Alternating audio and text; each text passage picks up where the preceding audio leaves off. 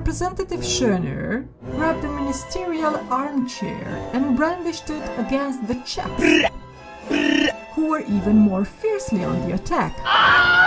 German clerical representative Hagenhofer grabbed him by the throat so that Schonerer staggered backwards. But he quickly struggled back to his feet and started beating on Hagenhofer with his fist. Count Feta, who was standing by the president's seat, grabbed a glass of water and poured it into the crowd.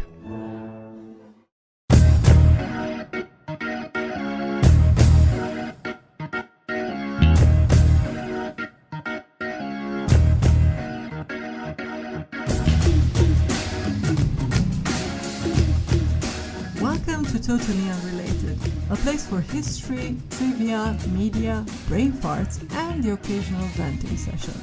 My name is Diana, and for this episode I'll be joined by another good pal of mine by the name of Bogdan. Say hi to the good people, Bogdan. Hi to the good people.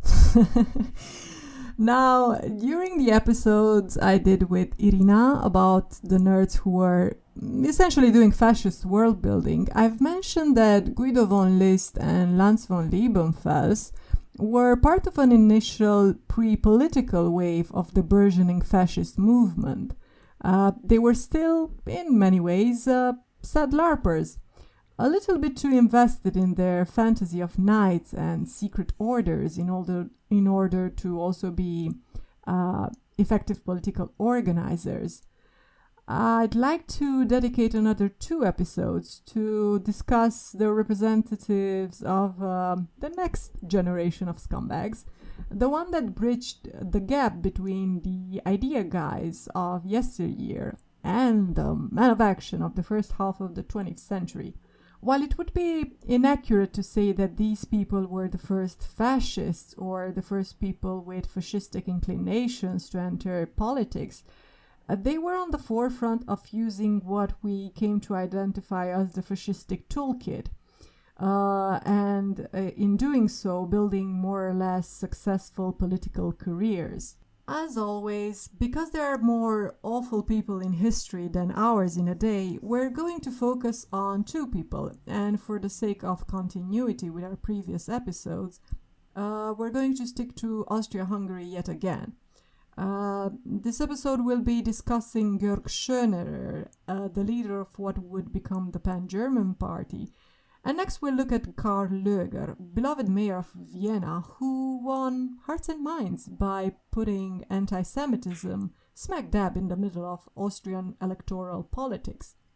Now, Bogdan, before we begin, care to tell the audience what you're up to? I'm a software developer, wore several hats throughout the industry, been into several places as well, all in the pursuit of my arch nemesis, the student loan debt. Quite an interesting saga, unfortunately very common. Currently, right now, I've ended up in the place I really quite didn't expect at all, in Malta. I didn't quite expect it because I'm usually a man of more colder climates. Northeastern Moldova is generally blessed by Colonel Siberian wind during the winters. The chilly Russian winds. Yes, quite so. Nonetheless, it's actually quite an interesting experience, and as a matter of fact, I've because I made a pact with the devil, so to say, for my loans, that I ended up here working for an online poker company. I decided to, wash my sins towards the community by actually joining the St. John's Rescue Corps here as a rescue volunteer. I'm still a recruit. Basic training was suddenly interrupted by this magnificent moment called 2020. Nonetheless, we didn't just sit on our asses. We actually took part in food bank deliveries, helped the local community, people who were isolated, for general social cases that needed help and food in these times, and thankfully, from the past 2 months, we have actually managed to restart our training schedule. And yeah, That's great. that's basically, in a nutshell, what I'm doing. Okay. But you know that I didn't invite you specifically for this episode for your goody two shoes attitude recently, but rather for something in your past. Yeah. Well, that is a Pandora's box, which, of course, we should open, given our subject. Basically, I went through the entire spectrum, political spectrum, so to say. I mean, when you're little, you have small, you have your typical diseases like smallpox, and in my case, was also nationalism. But of course, like any small child, you gain immunity towards them, because ideally you do them at a young age. And in my case, it was actually so funny that my dad actually used to nickname me Hitlerjungen. Oh. Just so you get an idea of it. Now, I wasn't, how should I say, a Hitler fan. I was your typical run-of-the-mill Antonescu fan. So it's like a Romanian fascist movement of the interwar period, so to speak. Exactly. The classical shtick with, I have nothing against Jews, but, if he would have targeted only that particular minority and exterminated it, that would have been perfect. Yeah, well, eventually I grew out of that phase. Until I still remember my change. It was actually, I was broke down in tears once asking my father if there is such a thing as nationalism with a human face. And of course, looking back in time now, this just sounds completely hilarious and absurd, but What did your father tell you? So just as an idea, my father is your typical middle class intellectual market liberal guy. Thankfully, I had a lot of healthy debates with him, which is what grounded me into reality. Now, he said something along the lines of that there were a lot of excesses made in under noble ideals, and that at the same time there are, of course, people who, do good things under different motivations, be they religious or patriotic or whatever. But in the end, it's a double-edged sword. It lends itself to abuse. So it was basically an invitation to think critically of what you perceived as sort of political ideal. Yes, and actually, the final, the last straw that broke the camel's back, so to say, was summer camp, an English summer camp, where I actually got a chance to meet with an actual nationalist. And and that put you off. Boy, that was an interesting experience. It made me suddenly realize that all of my how should I say, bohemic, folkische, romantic folkische impressions of nationalism were just complete and utter bull. Because lo and behold, that guy who was in a group and whatnot and etc., we went into some historical debates, and I argued the fact that I put into question der Führer's military competence and, general competence, and he didn't quite like that at all. And I realized that the guy wasn't really seeing things critically at all, and this, started a chain reaction in my head, wondering, okay, this guy is rabidly anti-Russian. I wasn't anti-Russian at all, I just try to understand the historical context. This guy was a big fan of Hitler, uncritical fan of Hitler, and put the two and two together, and then I realized, wait, these guys aren't exactly what they seem to be, or what they claim to be. And some years later, when I was 13 or 14, I discovered Karl Marx, and I ended up buying Das Kapital from an old bookseller, and boy, that was a life-changing experience. Mm-hmm. I see. It's old Karl Marx is still working his charm on the young and impressionable. Well, it was, how should I say, after becoming disillusioned with nationalism, I went on this, I was already in a sort of a globalist pattern. I was already thinking along the lines of Marx's historical materialism, in the sense that, well, okay, nationalism had its purpose and its context against imperialism, fighting for self-determination of certain groups of people, but that was something in the past. I was thinking that, okay, humanity progressed from smaller to bigger groups, from hunter-gatherers to, you had the agricultural revolution, you had small settlements that turned into towns, these towns turned into policies, the policies gathered together into republics, federations, and so on and so forth. And now you basically wanted Star Trek communism. Yeah, fully automated luxury space gay communism, basically.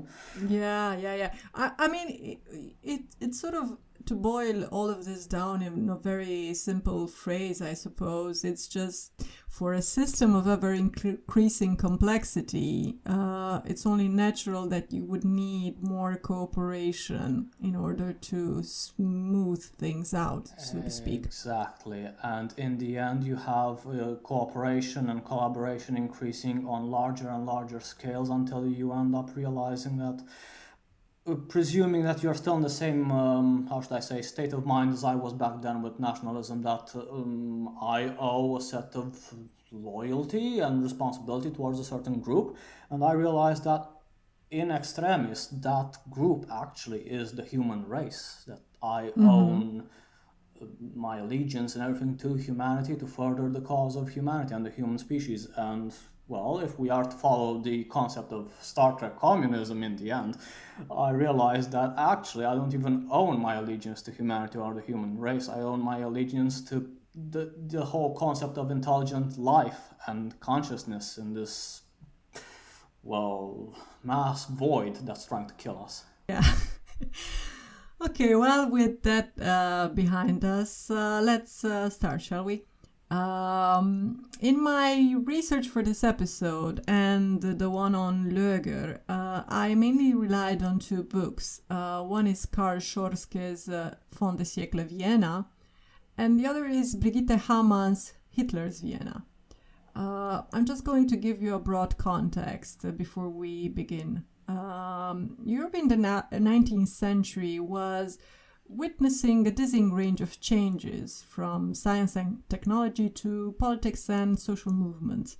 This is when the nation state and the fight for independence are a hot topic, as we discussed earlier. It's also the time when large swaths of the population find themselves displaced from their rural homes and flung into the new industrial melting pot of the city. Eventually, out of all this turmoil, you see several new forces emerging to challenge existing power structures, such as workers' parties and the suffragettes. But there were also people who felt that whatever power or prestige they might have had before industrialization was sort of slipping away. Instead of finding and fighting for their place in the emerging world, their energies were focused on turning back the hands of time, back to how things used to be, or, and this is more often than not the case, back to an imagined glorious past.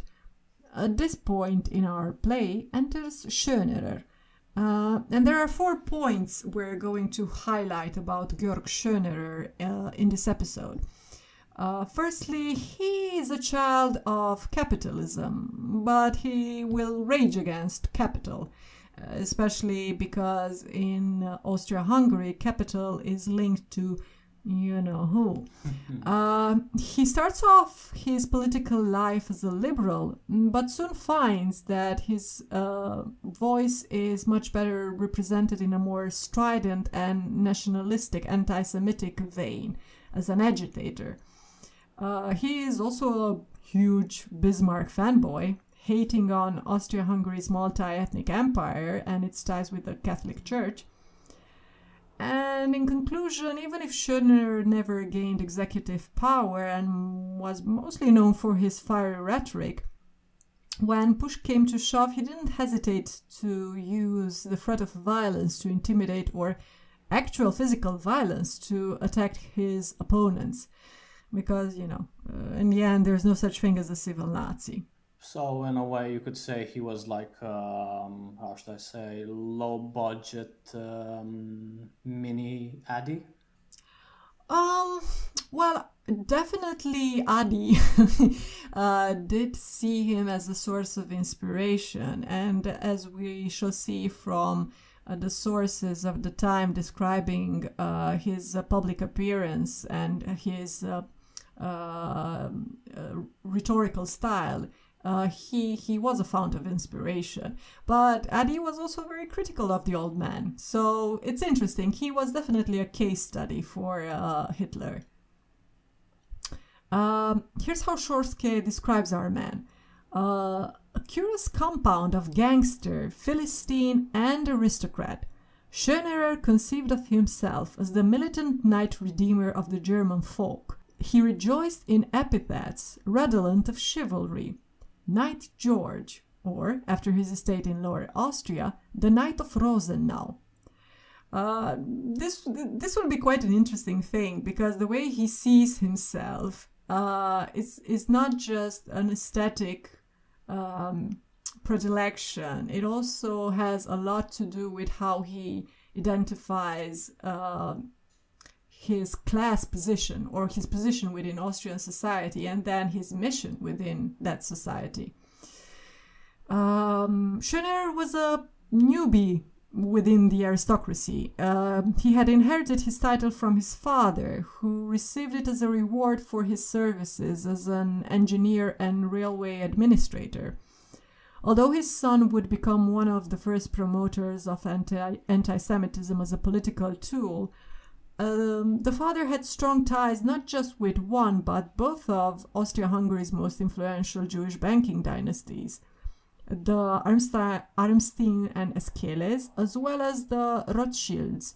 And I'm going to use the German pronunciation here because Rothschild just sounds silly to me, because basically Rothschild is German for Red Shield, but also because we're talking about the sort of Austrian branch of the family. Wait, so you're telling me that the Rothschilds are not actually called Rothschild because of, sacrificing babies and because rotting children?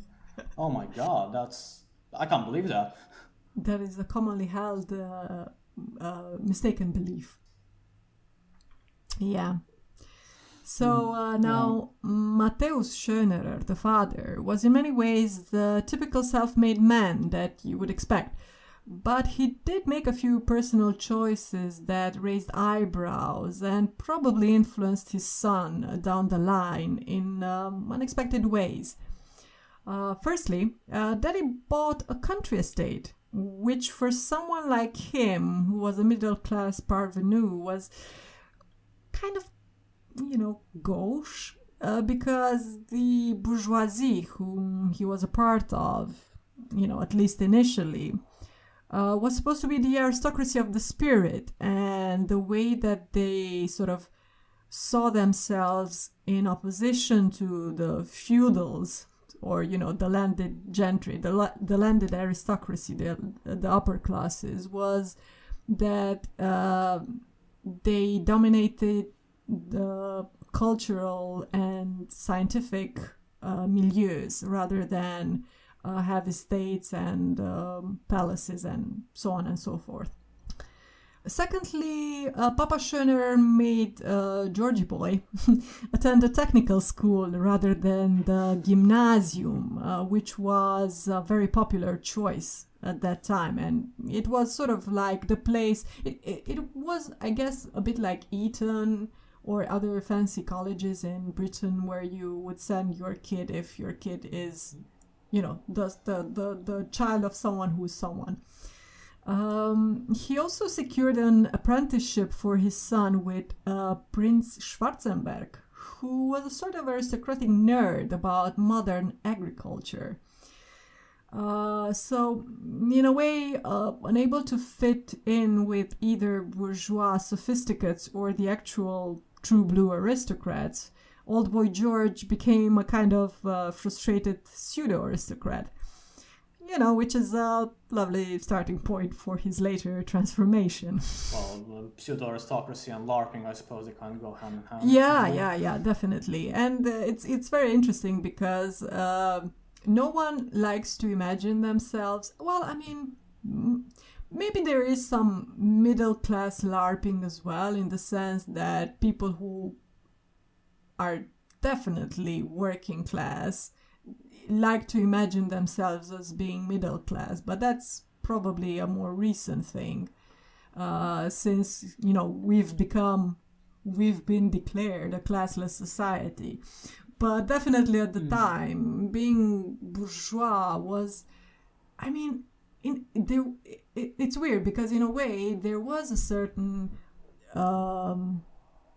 they were in a way proud of being the middle class, because the aristocracy was also perceived as decadent or corrupt and decrepit, yes. But also it was romanticized, and they had the money and they had the glamour, I guess. Anywho. Well, like all good things that never existed, you have to fantasize about them. So, just like Karl Löger, the guy we're going to talk in another episode, Schonerer had a knack for building up loyalty and trust with people by addressing some of their material needs. The man was not only active in organizing locally, but he also financed the establishment of 200 fire departments and 25 public libraries. He donated gymnastics equipment for the physical education of the rural youth and gave money to the sick and the poor. So he was into charity, I guess, and there is something to be said about his ability to actually address the electorate he's supposed to represent. But, at the end, this is kind of self-serving, again, because it serves to direct people's attention away from the fact that, well, he is vastly more wealthy than everyone else around him and everyone else who works for him, of course. And then concentrating people's sort of frustrations on a scapegoat of his choosing also does the trick. Well, social policies are in and of themselves good things, so obviously any manipulator out there would be more than interested in using them as tools for their agenda. Mussolini, I mean, even within the Nazi party, we have the entire Strassright current. Yeah, and also later on, both communists, socialists, fascists, and pretty much every new political party builds up a network of sort of a social network, a social safety net of a sorts, which also acts as a sort of recruitment platform. Like they would have, for instance, party-sponsored cafes where you could not just buy food and, for instance, coffee or tea on the cheap. You would also be able to read at your ease and pleasure any newspapers and party-approved journals and magazines. You would also get training, not just like ideological training, but first maybe some crafts or something that would be actually useful or needed by you. You would get shelter, you would get to socialize with people, you would feel included. And then within that sort of network, and having offered those services to people who were really just left out to dry, left out to hang by society as a whole, you would just build up loyalty within that base, of course. Slowly start radicalizing them towards yeah, sure, or just turning them into your voters, basically. Because we're at the cusp of actually having universal suffrage.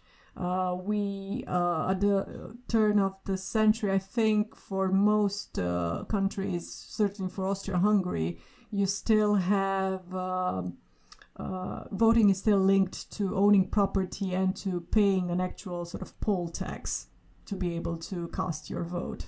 So obviously the electoral base is much more diminished than at the beginning of the 20th century.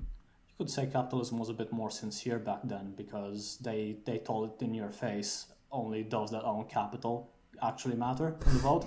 Well, I mean, basically we've been working towards that again since the Second World War. I think it's fair to say, only probably in a more covert way, possibly. So Schonerer makes his political debut in 1873 following a stock exchange crash that resulted in a severe economic crisis at the time. So basically what happens is that you have a series of unfortunate events which leads to a decade-long recession. And it was actually called the Great Depression before the next Great Depression. Yeah. So you had things like people just getting absolutely crazy about investment in the railroads, which were, being built around the world. Mm-hmm. And you had a much too exuberant market following the establishment of the new German state after the Franco-Prussian War. And then you also had countries switching to the gold standard and renouncing silver coinage, which also led to like a fuck up in the sort of silver mining industry. So, a series of unfortunate events that led to a recession. And, to compound all of that fuckery, Austria in the late 19th century was harvesting the fruits of a few bad years again. It was one of the European empires that was probably the latest at the latecomer at the whole industrialization game. And also, since it was an eminently European and continental empire, it didn't have colonies, so it couldn't draw upon the same amount of resources to supercharge its development. And also the middle class within that empire, which was also multi-ethnic in an age of nationalism, they didn't get a place at the table until fairly late in the game. So their dominance in the later half of the 19th century of Austrian politics was very fragile, so to speak. So anywho, that's the general context in which Schonerer is voted into the Austro-Hungarian parliament called the Reichsrat, and he begins his life as a liberal politician. But it doesn't take long for him to butt heads with his colleagues. Upon his departure in 1876, he will become an increasingly more nationalistic politician. Interesting to note that both Schonerer and Karl Löger began their public lives as liberals, because they not only broke away from their party, but made a career out of attacking and undermining liberalism as much as possible. So, one has to ask at some point, why does everyone hate the liberals so much? Oh, well, maybe because they don't really exactly fight back as much as they should. They're not there that good with the fisticuffs, is what you're saying? Yeah, I suppose, they should probably work more on looking more threatening to morons. So what you're saying is that they should Yes, go to the gym more? Well, mens sana in corpore sano, I suppose. Yeah, but actually we're joking, but apparently the experts think that we're onto something. Because Schorske sums up the distinction between the politics of the liberal establishment and the emerging more radical parties as such. One of the remarkable things about liberalism is that, unlike the way feudals had projected their power through the display of blunt military might, liberalism has endeavored to hide the bare edifice of power, the struggle to acquire it, and the efforts to hold on to it.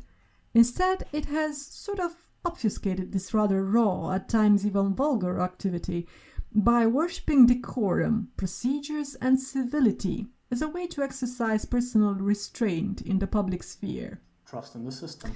Yeah. The thing is, with the new political parties that were emerging, who were a lot less polite about trumpeting their message, the attraction was not just that they actually catered or addressed needs of an expanding electorate, but they also tore the veil, the pretense of politics as this airy Olympian activity of a few wonks or patriarchs, because what they did, they sort of lifted the skirt of politics and just slapped that ass. Well, I'm sure that's an image that anyone, regardless of social strata, can picture. Yeah, and getting back to what I said about liberals sort of hiding the mechanism of power, I'd like to sort of go off on a tangent for a moment, because you might ask yourself, why on earth would anyone seek to place any restraint on the way they project their power? Because, if you got it, flaunt it. But there are benefits to making people use their own hands to punch themselves in the face instead of doing all the punching yourself and bruising your knuckles in the process. And I would say that we get a picture of the benefits of doing so from personal examples, or from individual examples of toxic relationships, for instance, where quite a lot of the damage inflicted by the abuser is not direct, but rather relies on the victim internalizing the abuse and constantly questioning their judgment and morality and self-worth. And because then the abuser has to only push the right buttons to trigger a reaction that will inflict damage. Cynically speaking, it's basically a matter of optimizing a process of maintaining power through violence. But, you're masking that violence. You're making it in such a way that you expend less and less resources in doing this. Therefore, you expend less and less resources in maintaining that structure of power. Because in a way the system just sorts itself out.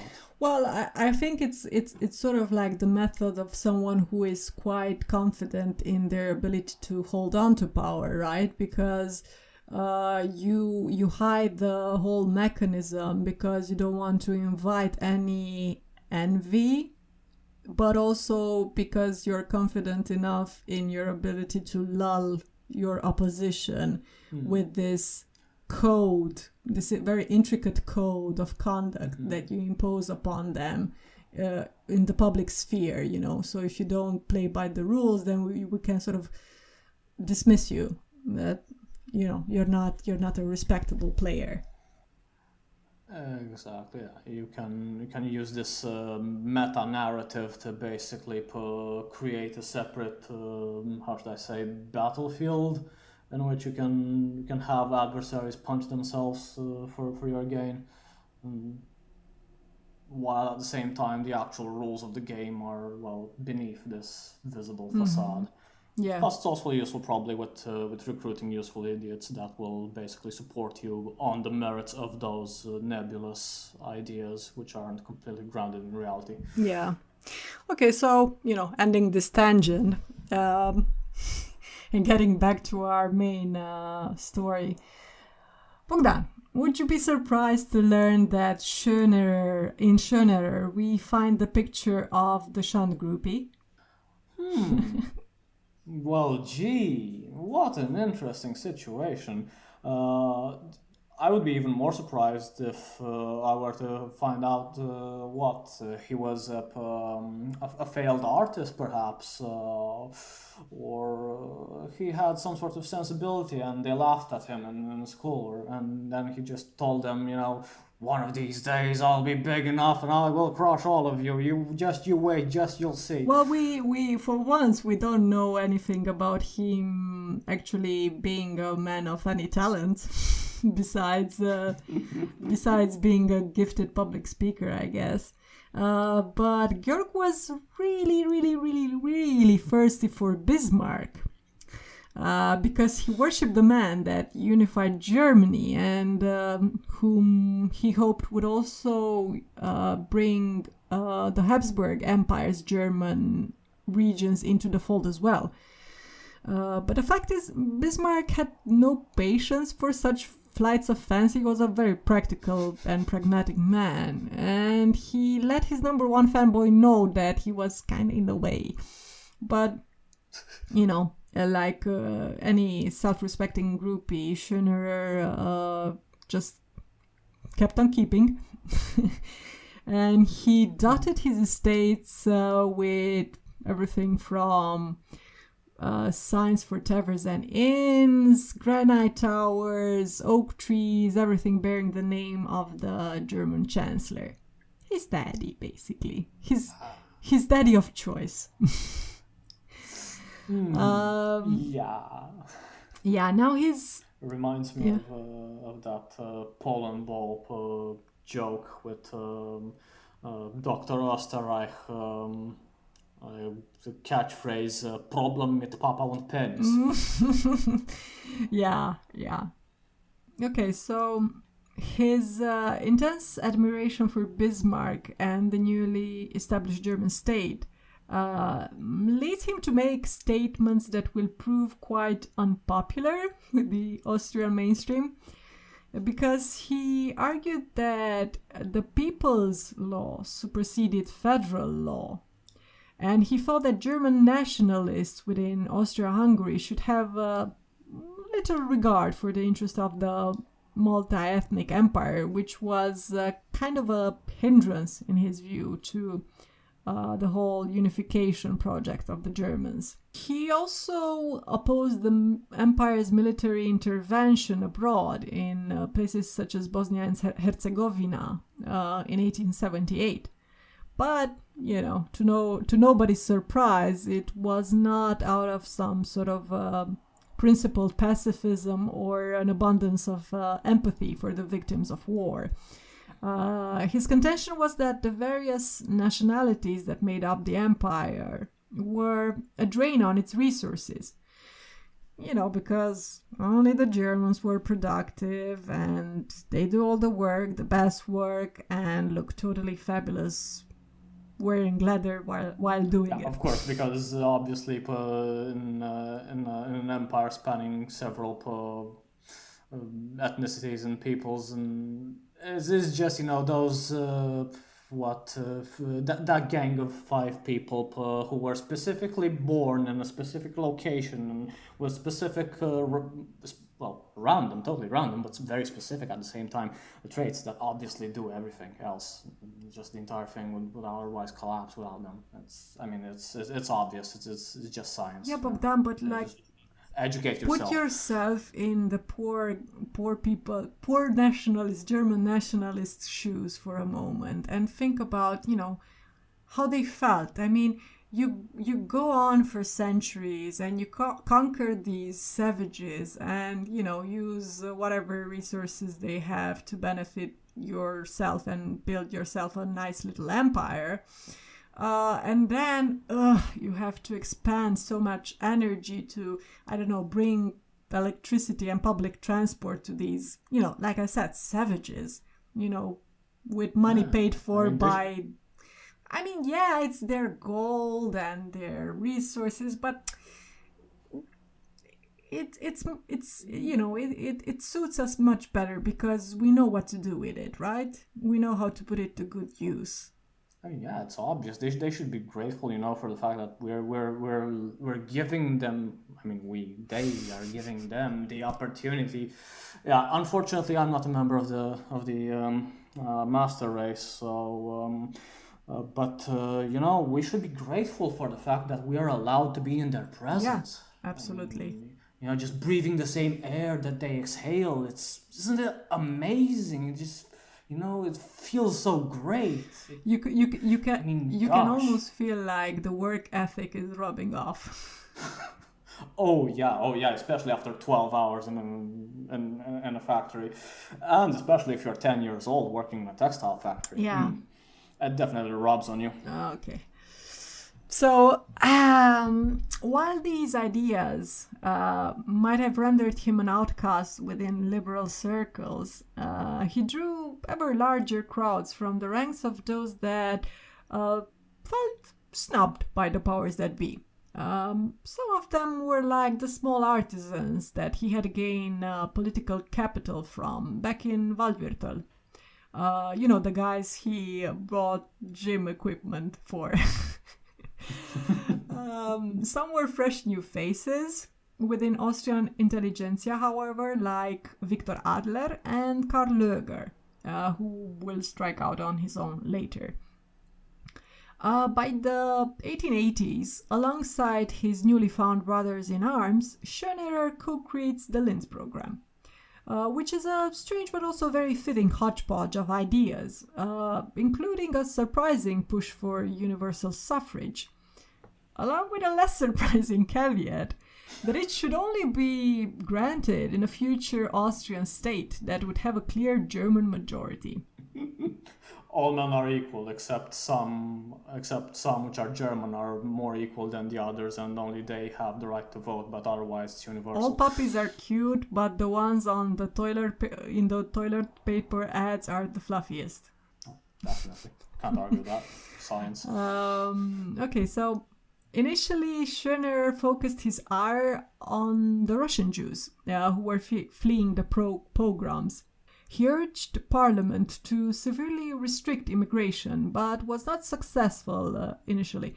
He identified the grievances of the artisan class he was supposed to fight for as originating in the Jewish capitalist, industrialist, and door-to-door salesman. So, he went for both big capital and a very sort of familiar face that people could see, because sometimes rich people, because they are so removed from most of society, they can seem sort of that abstract evil. So he also went for something that was very much part of the Austrians' day-to-day life. Here's a quote from Hamann's book. In its support for the home industries and honest labor, a compulsory training certificate for artisans, and prohibitions of house-to-house peddling, the program took account of the grievances of the anti-Semitic Viennese artisan associations. They were the survivors of an earlier economic era, now hard-pressed by the advent of the factory, the retail store, and the Jewish peddler, who sold factory products to the former customers of the stationary artisan. So, like I said previously, you had this kind of late industrialization, which caught many small business owners,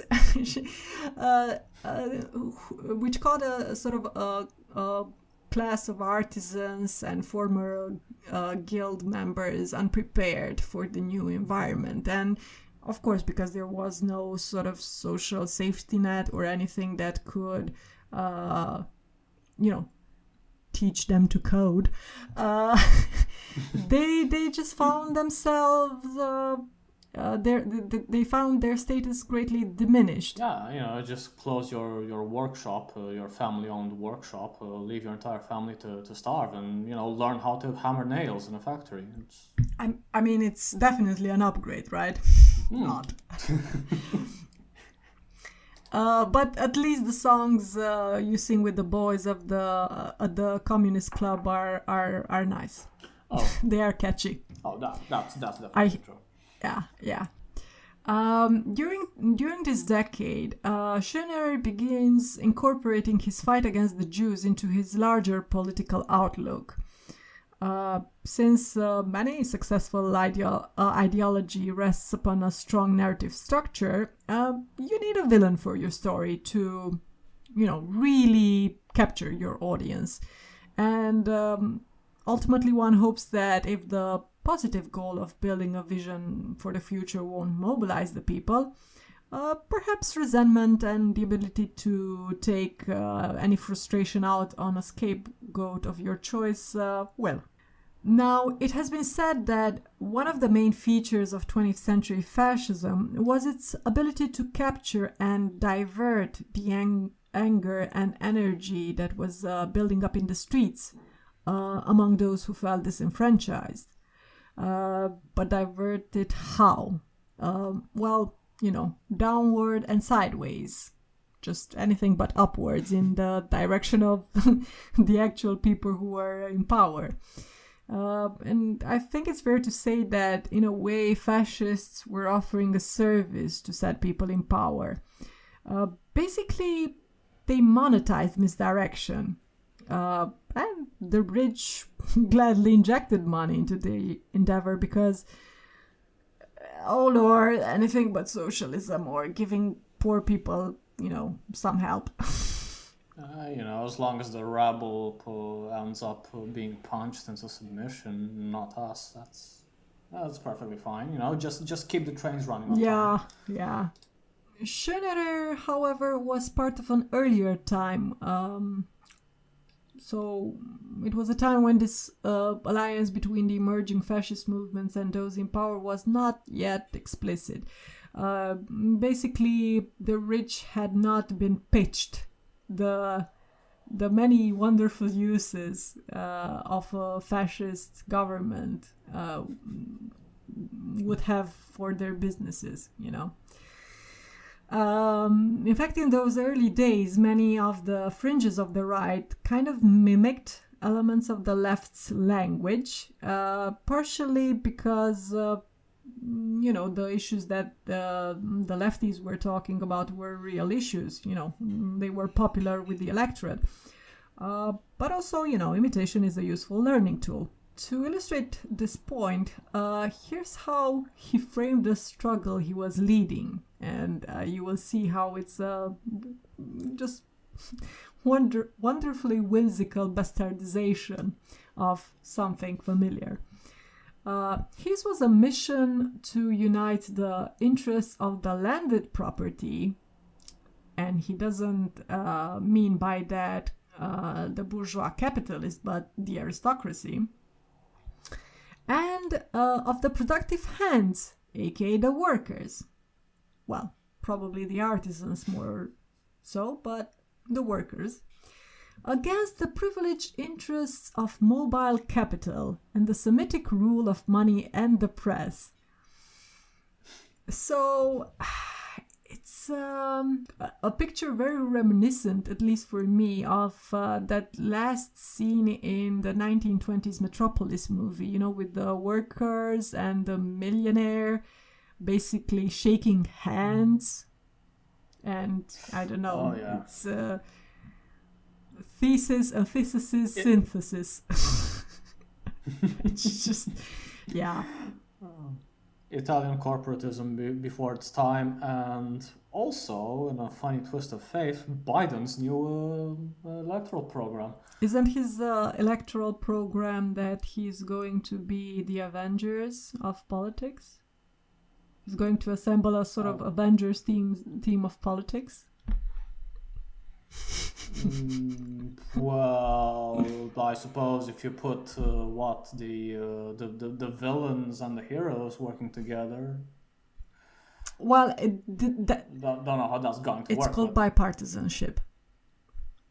Oh yeah, right. Teach both sides. Teach the controversy. Yes. Put the climate deniers working together with the climate activists. Yeah. That sounds like a good idea. It's I mean, okay, so this sort of weird picture that I've just painted for you was both self-serving, because technically speaking, he was a member of the landed aristocracy, but also very revealing of the man's daddy issues. Because, as you said, Papa and the penis. His dad had been a capitalist, although, maybe more of a professional managerial class type rather than, a factory owner or something like that. But he was rebelling against daddy. Even though at the end of the day it was the old man's money that enabled Georg to LARP as an aristocrat, coming to the rescue of the artisans and farmers, It was through this new thing called capitalism within Austria-Hungary that he got to the place he was in to, do his shtick. If I may interject here, looking over the quote, calling mobile capital Semitic rule of money and the press, and at the same time, as you said, his daddy issues. Now I'm starting to wonder, basically, is this his passive-aggressive way of calling his daddy a Jew? And obviously in his mind, and just being some sort of a capital insult towards his dad? Well, I think, it's really hard to get into family matters, especially looking backwards in time. But I think it's safe to say that whatever resentment he had against the old man, he was really careful in expressing the full range of it while Matthäus Schönerer was alive. And he actually showed his true colors once his father died. AKA once his inheritance money was in his pocket safely. Yeah, I mean, I don't think he would have been disinherited, but it would have been a bit on the nose, so to speak, because I guess because of his professional choices, so to speak, he wasn't moving around in the same circles as his father, who had both the confidence and probably the friendship and the admiration of the people Schönerer was raging against. And Schönerer distanced himself by basically becoming the guy with the estate. But at the end of the day, he wasn't blue-blooded. So, and this was a very recent thing in his life. So he couldn't just be like, oh well, we're just this noble family, and I've never soiled my beautiful hands with anything so vulgar as commerce. And I've never taken, the Jews' money. He couldn't, honestly say that. And so I think he kept his most virulent criticism for when his father was actually deceased. So, a coward Nazi is not, a coward fascist is not really news, is it? Yeah, pretty much. I might dare say that they're kind of synonymous, to be honest. Yeah. Well, anywho, a few years later, he introduced the Aryan clause to the Linz program that we've mentioned before, whereby he separated himself from a number of his former colleagues who were either baptized Jews or had Jewish ancestry. The trend caught on in various fraternities and clubs that were sympathetic to German nationalists. Schonerer not only argued that no exceptions were to be made, for even a German nationalist Jew is still a Jew, but then ramped up the craze even more by denouncing any nationalist who would pal around with Jews as a traitor and a renegade. He roused his followers to prepare for a big battle, claiming that if we don't expel the Jews, the Germans will be expelled. So, some serious white replacement vibes there. They will not replace us. Yeah. It was the original. Jews will not replace us. Hamann writes in her book, Schonerer turned Germandom into a matter of faith and a kind of religion. He argued that the folkdom of those who are German from the bottom of their beings was a perfect substitute for religion, a stronghold for morality.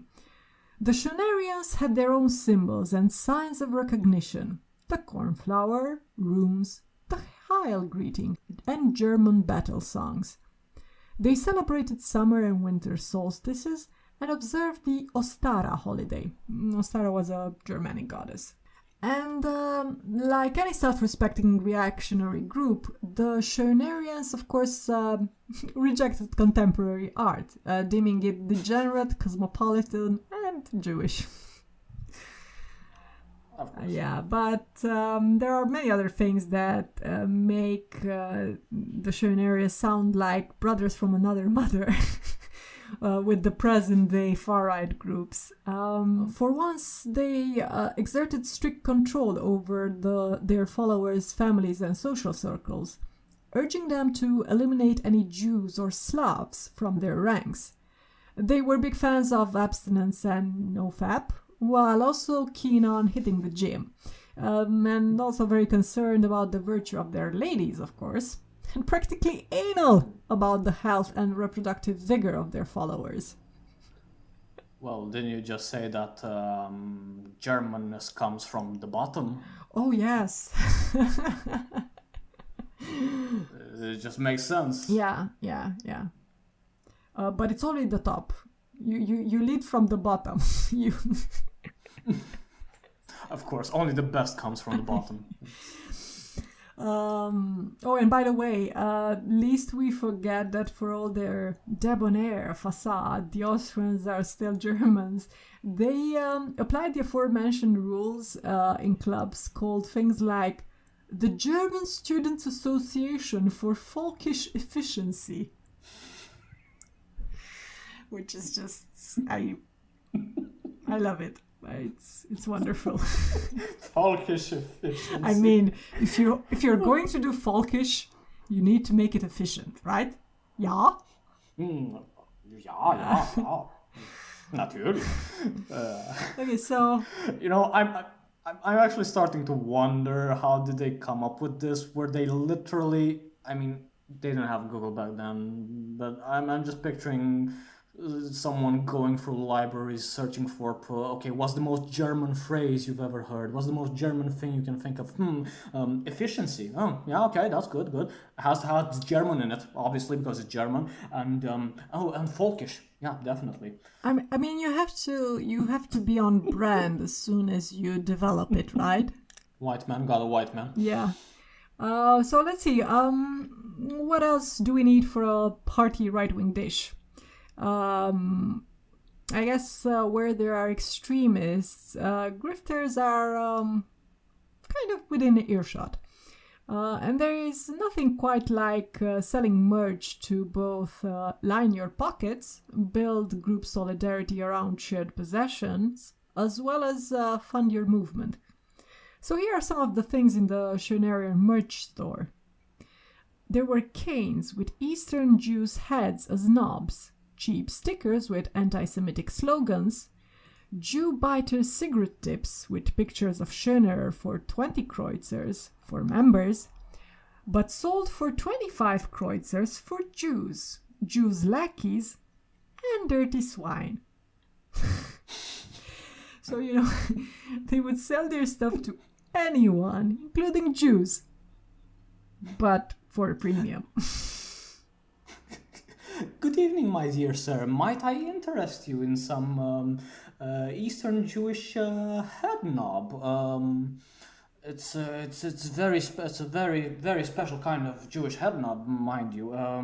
But before I can sell it to you, I must have to ask you, please. It's very important, for our pricing standards. Are you a dirty swine, perhaps, or maybe a Jew lackey, or are you Jew?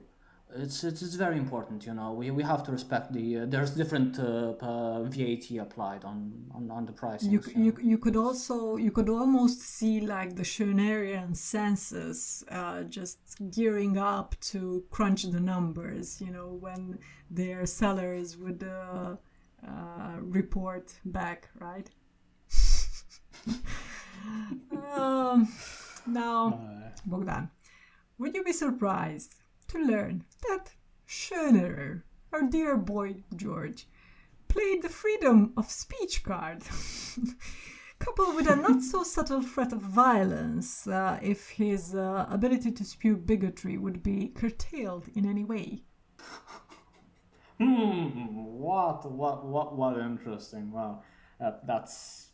No, I couldn't believe it. Such an interesting twist to the story. Oh, yeah, it's very, how should I say, almost 21st century alt-right. Yeah. Amazing. Yeah. Apparently, in 1886, a certain Dr. Ernst von Plehne, leader of the Liberal Party at the time, questioned the Speaker of the Reichsrat on the adequacy of anti-Semitic invectives being hurled around the nation's parliament. Well, the empire's parliament. He also proposed that if his nationalist colleagues wished to continue their rhetorical exercises, they take the form of actual proposals so that they could be judged on their own merits and presumably dismissed and taken out of the way. Schönerer reacted as you might expect. If the President of the House should follow the suggestion of Plehne to curb freedom of discussion on the Jewish question, then the question could not be brought nearer to solutions through proposals made and words spoken in Parliament. And in that case, the fists will have to go into action outside Parliament. Yes. So... Sounds like your typical liberal conservative discussion. Could you please bring your arguments for this debate? Would you like me to bring my fists to your debate? Yeah, so, he was a gutsy speaker, as we could see. But what about his field game?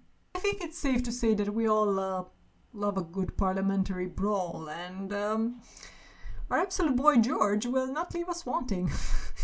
Here's an action scene vividly captured by a reporter at the time. In view of the German representative's predicament, Representative Schönerer grabbed a ministerial armchair and brandished it against the Czechs, who were even more fiercely on the attack. They tore the heavy chair out of his hands twice, but Schönerer got hold of it a third time. Thereupon, German clerical representative Hagenhofer grabbed him by the throat so that Schönerer staggered backwards, but he quickly struggled back to his feet and started beating on Hagenhofer with his fist. Count Feta, who was standing by the president's seat, grabbed a glass of water and poured it into the crowd. Well, this is a very, how should I say, Austro-Hungarian interpretation on the concept of separations of power in the state. I mean, I have to say that the whole research and the whole script for this episode was leading up to this moment. I think that this is the icing on the cake.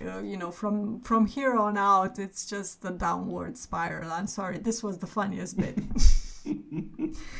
Yeah, they should have. They didn't have radios back then. It would have been interesting to have like a sports commentator actually live transmitting this. And here in the corner of the Reichsrat, we have the German Chancellor, and he Chancellor. Oh my, sorry. We have the German. Yeah, I mean, okay, that was the German Chancellor was in spirit there for his. Yeah. He was the patron saint. Exactly. Yeah. But actually, I guess the what the newspapers were reporting on was the next best thing to a sports commentary. And, you're not very far off again about how many Viennese also thought about what was going on in their parliament. Because apparently, again, this is from Hamann's book, she says that by the time Hitler, as a young man, came to Vienna, it was kind of the parliament became a sort of attraction for tourists, or a curiosity more so.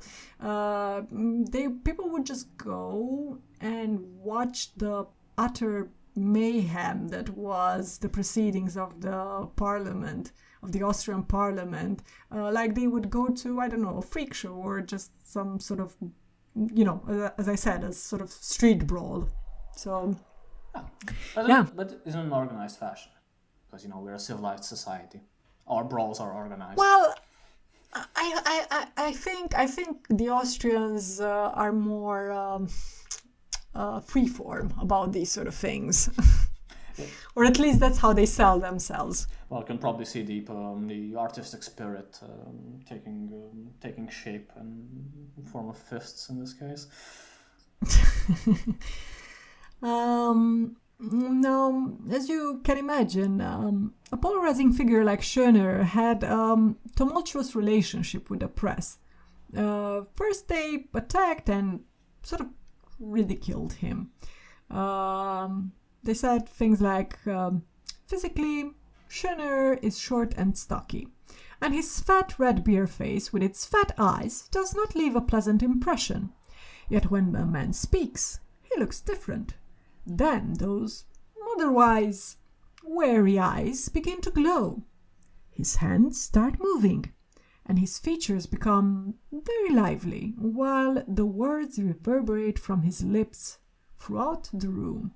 He accentuates carefully what he wants to come across to his audience. But after a while, the press began ignoring him, and Schonerer, in turn, settled into a routine of calling them vampires and other such suction-reliant pests, feasting off the German folks' vital juices. Things reached a fever pitch, however, in 1888, when he and a merry band of followers burst into the offices of the Neues Wiener Tagblatt and attacked some of the editors with clubs because they had announced the death of the 91-year-old Emperor William a few hours too soon. Up until now, Schonerer had built his reputation on verbal aggression, but this time things got a bit too real, and they got real with the wrong kind of crowd. Because one of the injured parties was friends with the Crown Prince, and the subsequent trial led to a brief prison sentence, but also, most importantly for a politician, to a suspension of political rights for 5 years. This effectively rendered him irrelevant on the Austro-Hungarian political scene, and on top of all that, he was also stripped of his title. So that probably hurt. However, The event also galvanized public support for Schonerer and his virulent anti-Semitism. Virulent? Never mind. He was hailed as both a hero and a martyr, and there were crowds in the street of Vienna shouting both their support for the man of the moment, as well as their threats against the House of Habsburg that had taken the side of the Jewish cabal in such a public manner. Now, although I said his political career after he came back from his sentence was largely irrelevant, I'll mention a few things because his mistakes were seen as an important lesson by none other than Adi Hitler. I mentioned the Aryan clause before, but what really buried Schonerer's popularity was his away from Rome movement following his comeback. Now, what this was a sort of an attempt to convince Austrian Germans to convert to Protestantism, and which also did himself in 1900, but not as a result of some sort of personal epiphany, but rather a step towards his old wet dream of uniting the Austrian Germans with their brothers in, German Germany.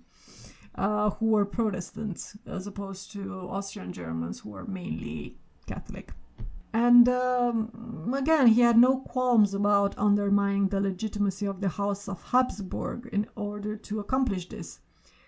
He even stated that away from Rome and away from Austria, Schonerer didn't only advocate for conversion, but also waged an aggressive campaign reporting on sexual misdemeanors of Catholic priests and monks. And, as a former Catholic myself, I can't imagine what evidence he could have brought against those virtuous souls. I mean... Yeah, Catholic priests and sexual misconduct, who could imagine that? He did a QAnon before QAnon. Oh, yeah. It speaks volumes about you as an institution when even basically the embryos of Nazism criticize you for sexual demeanors. I mean, that's a low bar. Yeah. But it's fine. They worked it out in the end, during the Second World War. Yeah. Pretty much. And I suppose the church is living happily ever onwards. Yeah. But our boy George, he didn't stop there. He basically called Jesus a filthy Jew. Shots fired. Because, as the son of a Jewess and a descendant of David, he could not possibly be an Aryan. So, you can imagine that this didn't really sit well with the Austrian public, and actually Hitler later criticized Schonerer's inability to understand the masses. What the second generation of fascist politicians understood was that it's just smarter to get the legitimacy and logistics and PR of the church behind you, rather than singling them out as a target. Plus, it's super bad to have a scapegoat that is basically an age-old, large structure or institution that can actually put up a fight and has widespread support. So yeah, when you try to organize people against a fictitious cabal of people under the same kind of religion that are supposedly all over the world and are at all levels of society and doing bad things to you, better not antagonize the actual centuries-old organization that's united under the same kind of religion and they're in all levels of society and doing bad things. Just saying. It's always good to pick your fights with people you can beat. Hitler forgot that about Stalin, I guess. Ooh, yeah. Well, Napoleon before him. That's Yeah, yeah. Some basic lessons are never learned. uh, Okay, well, we're almost finished. Schonerer's party, the Pan-Germans, which only got its name in 1902, fractured into feuding cliques after he sort of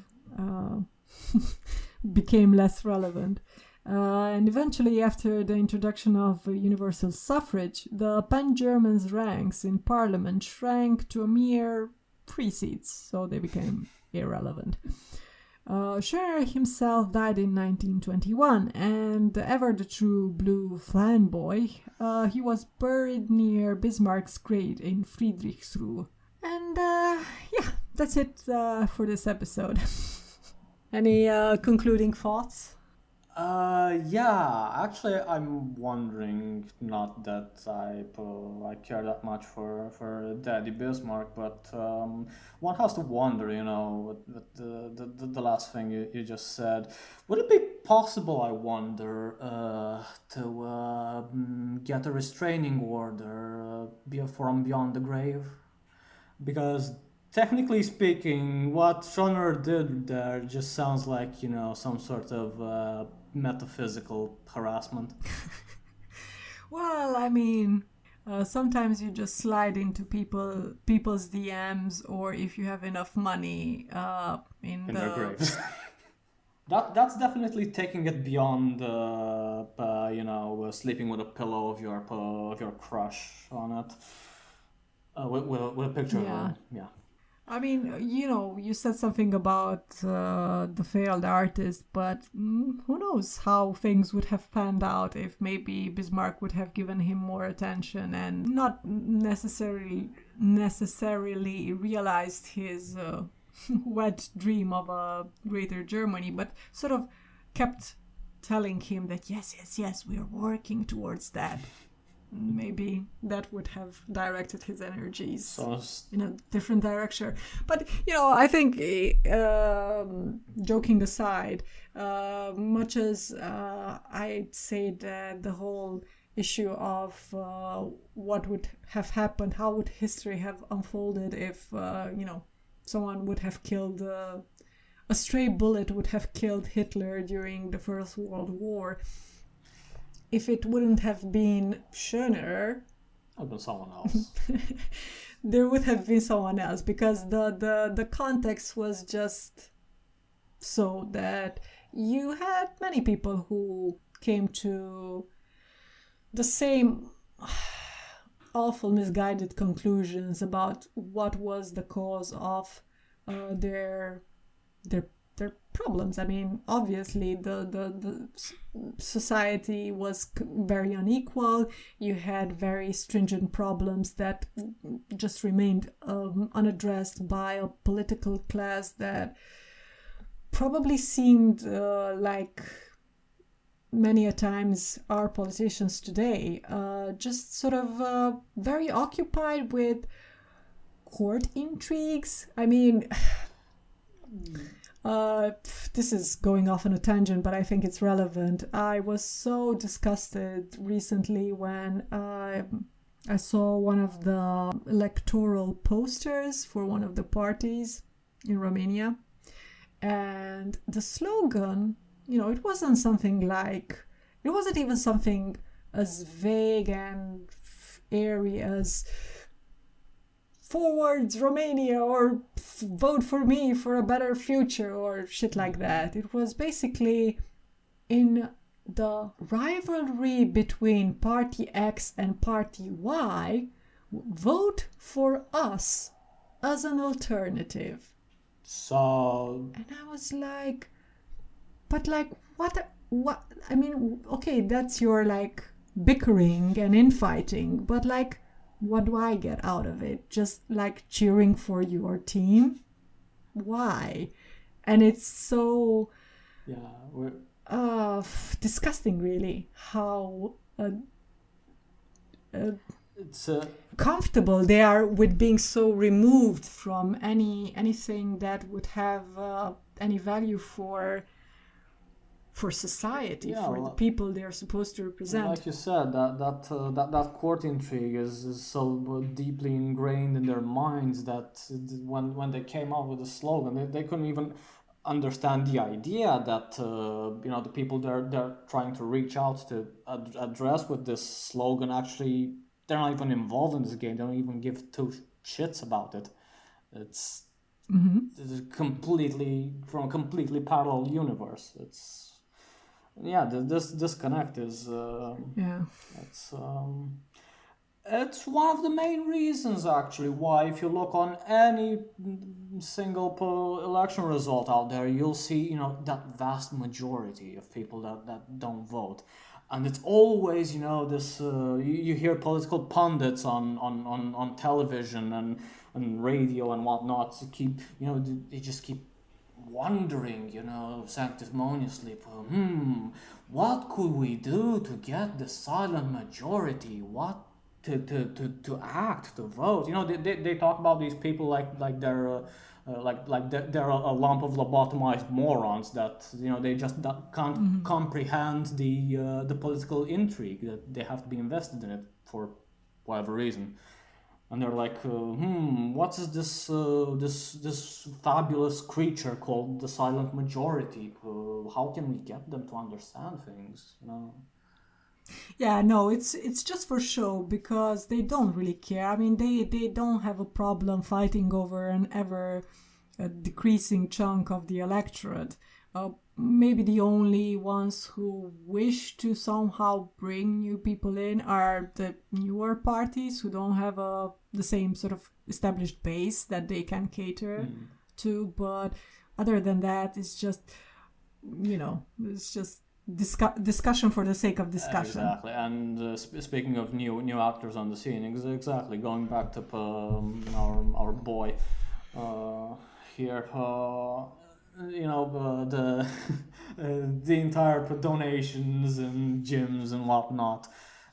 It's always this. When there's a new faction and there's a new party in town, they always try to they realize that because we're in capitalism, the electoral market is cornered by the big parties, and they want to break in. How do they do it? Well, they don't go to the zealots who are taken already by the supposedly left-wing party, which is actually not left-wing at all, and the right-wing party.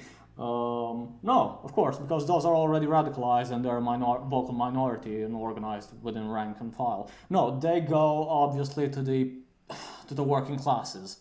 They put that facade in front of them, trying to say that, hey, I'm a small man like you, and in a way they are, because they're at the beginning, their political beginnings. And they try to come up with social programs and whatnot, and nice, beautiful ideals and such, until, of course, they get their foot through the door and end up in the circle of power where the big guys are. And that moment, they're like, yeah, okay, fuck you guys, I don't need you anymore. Yeah, pulling the ladder up from behind you. Pretty much. Yeah.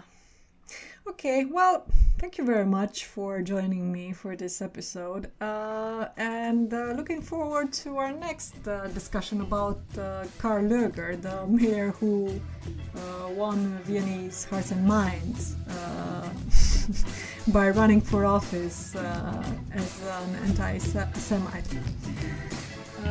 Okay, that's it for today then. Bye! Thanks for having me.